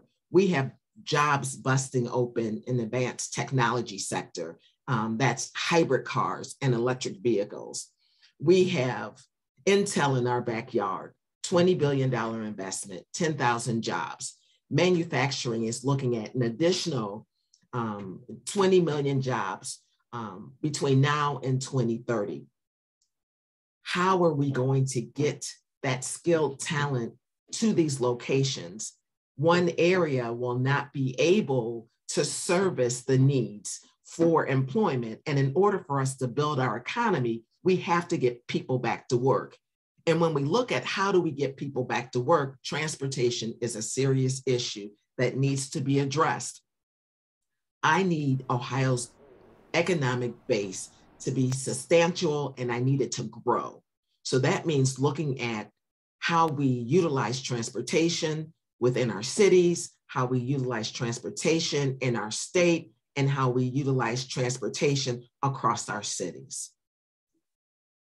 Wow, well, thank you so much. Thank you so much, Traci. Thanks to all of our candidates. I'm going to put everyone's information, all the links that we've talked about for every person in the chat. Please remember to request your absentee ballot if you haven't already done it, and ask for it to come by email. Once you get it, if you want to vote in the primaries, of course, and in the general, vote it immediately and send it back, because Ohio ballots can only be returned by postal mail or a courier service. And postal mail, still the same situation it was in 2020. Nothing's changed. It might even be slower now. Please, of course, consider joining our Ohioans Abroad Facebook group. It's a great place where people from Ohio can get together and find out more information. Take a look at our video from the Ohio Action Hour from the event last weekend. Remember, we can't win without money, so please donate. democratsabroad.org/donate. You can share the link of the live video from Facebook Live. It's also there. There's a link for the Democratic Party of Ohio, all the candidates, Nan Whaley, John Cranley, Morgan Harper, Tim Ryan, Traci Johnson, all their campaign sites. Please also thank my team members, Nikki and Karen. Thank you so much for everything that you've done.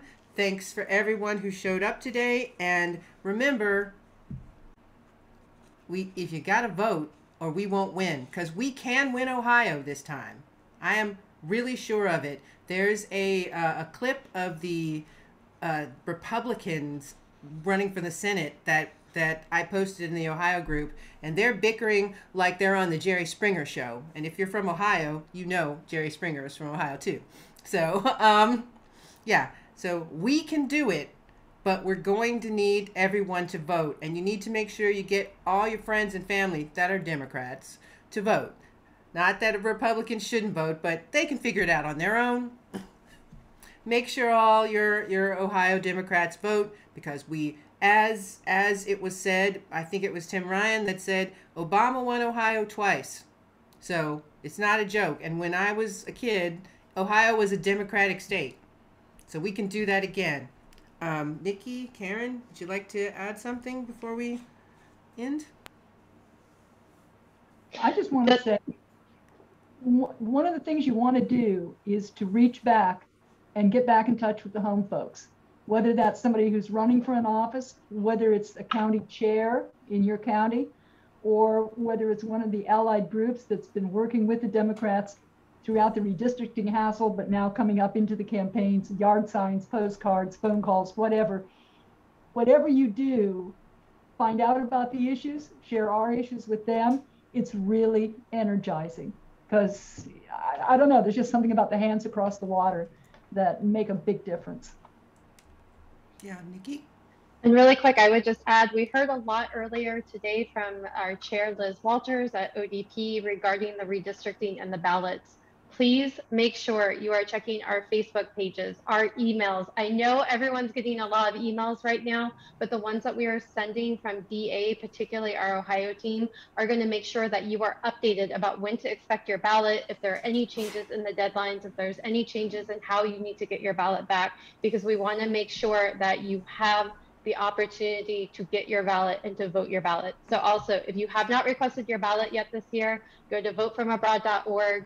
They will make sure that you are set up with that request, and please look out for our emails as we update you for what's happening back in Ohio with redistricting. Yes. All right. Well, thank you everybody for attending. I know that was probably a little bit longer than what we had anticipated, but I think it was well worth it. Got a lot of good information about candidates, and honestly, it might be a little hard to decide who you're going to vote for, because we're Democrats. We're good people. We're not Republicans, where people are dishonest, or at least mostly not dishonest. Mostly not dishonest. So, thank you everyone for this evening, and have a great rest of your day, evening, night, whatever it is where you are. Thanks for coming. Bye.